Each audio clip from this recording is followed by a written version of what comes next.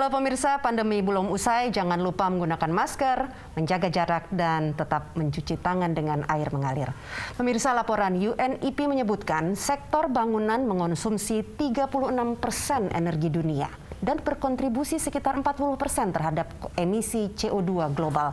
Inilah satu hal yang mempertegas bahwa keberadaan net zero buildings menjadi keniscayaan. Konsep ini tidak lain masih linier dengan komitmen global yang tertuang dalam Kesepakatan Paris, yaitu menekan perubahan iklim agar tidak melompat menjadi krisis iklim yang tidak terkendali. Tapi celakanya, mengutip laporan global ABC IEA UN Environment, sektor bangunan dan konstruksi ternyata belum on the track dalam memenuhi komitmen perjanjian Paris dan tujuan pembangunan berkelanjutan. Apa kendalanya dan apa yang harus dilakukan agar net zero buildings tidak hanya gagah di atas kertas? Dalam konteks Indonesia, sudah sejauh mana penerapan bangunan gedung hijau ini? Pemirsa, bekerja sama dengan Maskei, Green Talk akan mendiskusikan topik net zero buildings dengan para narasumber kompeten. Saya Rika Amru, inilah Green Talk.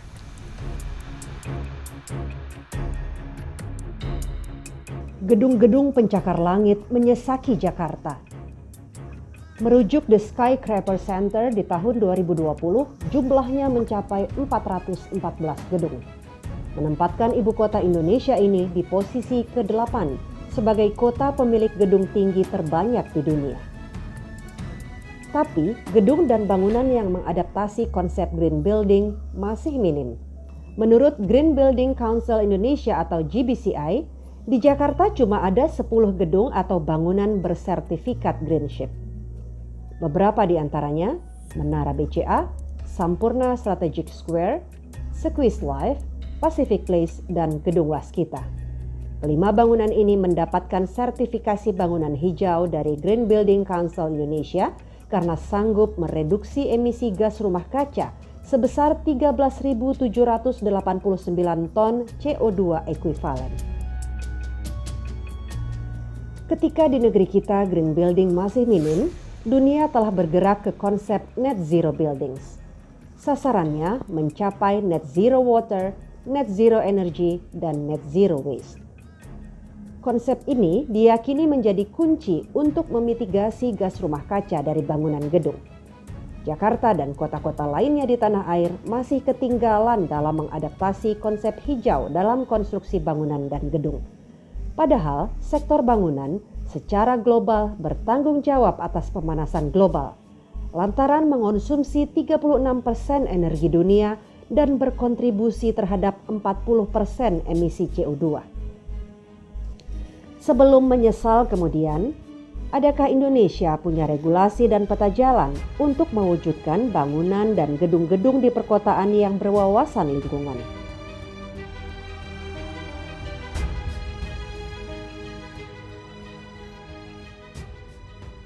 Ya, bersama saya Ibu Diana Kusumastuti, Dirjen Cipta Karya Kementerian PUPR, lalu Pak Toto Sulistianto, Ketua Working Group Energy Efficient Buildings Maskei, serta Pak Bintang Nugroho, Ketua Umum Ikatan Ahli Bangunan Hijau Indonesia atau IABHI. Pak Toto, ini kan beberapa dekade ini terminologi green buildings atau bangunan gedung hijau ini sudah dikenal. Nah, sekarang berkembang lagi menjadi net zero buildings. Ini beyond green buildings kelihatannya ya. Apa kelebihannya dari hanya green buildings dan mengapa harus net zero buildings? Ya, jadi kita tahu semua bahwa ke depan atau internasional itu sedang menyusun NDC bahwa kondisi lingkungan, kondisi iklim kita ini sangat mengkhawatirkan kita semua, disaster.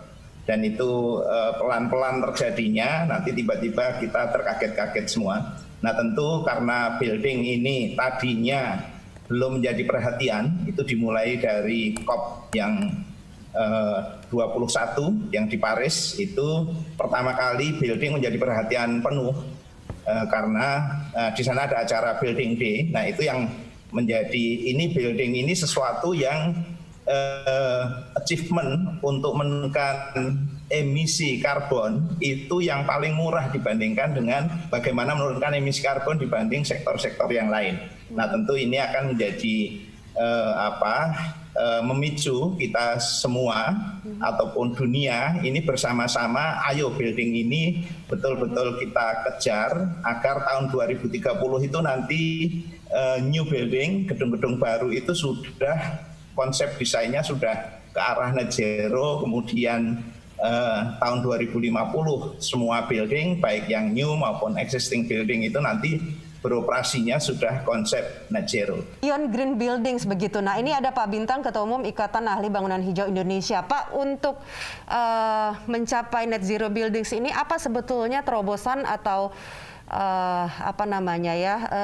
kreativitas yang ditawarkan oleh Ikatan Ahli Bangunan Hijau ini? Sebelum menjawab itu, kami ingin menekankan satu hal yang menurut hemat kami di asosiasi sangat penting, yaitu aspek implementasi. Artinya, kesepakatan-kesepakatan dunia pada skala global itu sangat memerlukan suatu mekanisme terobosan supaya terlaksana pada skala masyarakat. Sehingga kami mengetengahkan beberapa hal yang penting. Yang pertama yaitu teknologi penghematan energi dan seluruh teknologi bangunan hijau itu harus bergeser dari teknologi yang basisnya engineering, technical, menuju kepada teknologi awam. Gitu. Awam harus tahu dan karenanya bisa melaksanakan. Nah, untuk itu maka setiap orang itu harus menjadi pelaksana. Roadmap hemat energi yang sudah disusun oleh Green Building Council Indonesia itu dimulai dengan penghematan energi, dan penghematan energi ini diawali dengan teknologi yang sangat sederhana, bagaimana kita mengembangkan penghawaan udara itu secara alamiah. Jadi penghawaan ruang itu tidak lagi menggunakan AC yang penggunaannya atau konsumsinya di bangunan itu sangat tinggi, 50-60%, itu mulai pelan-pelan diarahkan untuk penggunaan energi alam. Tadi Pak Toto menyebutkan ini biayanya relatif lebih murah dibandingkan upaya lain. Kemudian Pak Bintang juga menyebutkan ini sebetulnya teknologinya sederhana. Nah, tapi tantangannya adalah di tingkat implementasi.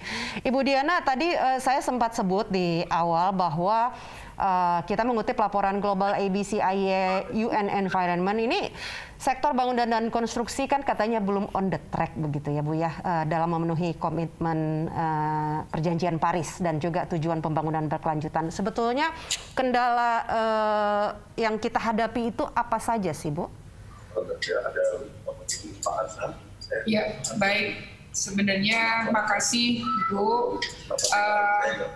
Saya melihat bahwa ini belum on the track karena sebenarnya terkait dengan komitmen dari kita sendiri ya Bu ya, komitmen dari pemerintah daerah tentunya.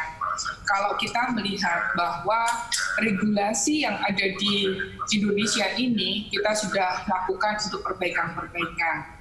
Seperti kita tahu bahwa dulu kita mempunyai Undang-Undang Bangunan Gedung, ya, Undang-Undang Bangunan Gedung nomor 28 tahun 2002. Nah, ini sekarang kita sudah lakukan untuk penataan kembali, di mana di sana ini merupakan dasar hukum dalam penyelenggaraan bangunan gedung, dan di dalam itu kan ada peraturan pemerintah nomor 16 tahun 2021. Ini adalah mengupdate dari Undang-Undang Bangunan Gedung yang memang sekarang menyatu di dalam Undang-Undang Cipta Kerja. Nah, di dalam undang-undang tersebut sebenarnya ada pasal 3 bahwa pengaturan bangunan gedung itu bertujuan untuk mewujudkan bangunan gedung yang fungsional sesuai dengan tata bangunan gedung yang serasi dengan lingkungannya. Dalam artian bahwa di sini kita membangun suatu bangunan gedung harusnya memperhatikan lingkungannya. tidak hanya sekedar membangun bangunan gedung dan fungsinya kita nggak tahu, airnya dari mana, udaranya dari mana, kemudian cahayanya seperti apa. Nah, ini yang harusnya kita sampaikan kepada semua masyarakat yang ada di Indonesia, terutama juga kepada pemerintah daerah, bahwa kalau melakukan pembangunan gedung kita harus memperhatikan hal-hal tersebut. Kementerian PUPR saat ini itu sudah melaksanakan sesuai dengan permen yang ada, bahwa bangunan di atas 5.000 meter persegi itu harus sudah bangunan gedung hijau. Sehingga bangunan-bangunan yang kita laksanakan, misalnya pasar, stadion, kemudian juga ada fasilitas-fasilitas lainnya seperti gedung parkir, kemudian ada rumah sakit, semuanya harus gedung hijau. Ya, itu harus kita dorong ke sana sehingga pemerintah daerah mau nggak mau harus mengeluarkan bagaimana perda untuk bangunan gedung hijau tersebut. Kalau nggak mulai dari sekarang, kapan lagi? Memang di awalnya kita melihat sesuatu yang sulit. Sulitnya karena desainnya mahal, kemudian biayanya juga cukup mahal juga, ada cost-nya dibandingkan kita membangun biasa. Tetapi kita harus memikirkan pasca dari pembangunan tersebut. Pasca dari pembangunan tersebut sebenarnya adalah low maintenance. Ya, low maintenance. Sehingga low maintenance ini harusnya mereka berpikir listriknya tentunya bayarnya lebih murah, ya kan? Airnya pun juga mungkin nanti kita bisa secara otomatis bisa dapat seperti ini. Dari cahaya kita juga bisa mendapatkan dengan mudah dengan bukaan-bukaan misalnya seperti itu. Materialnya pun kita juga menggunakan material-material yang tentunya lebih mudah untuk kita menyerap energi. Oke, yang saya garis bawahi tadi Ibu Diana menyebutkan ini soal komitmen, salah satunya adalah pemerintah daerah. Nah, kedepannya ini sebetulnya bagaimana kita menyinergikan seluruh stakeholders agar komitmen itu betul-betul dijalankan, dan seperti kata Pak Bintang tadi, ini tingkat implementasinya juga bisa berjalan dengan lancar.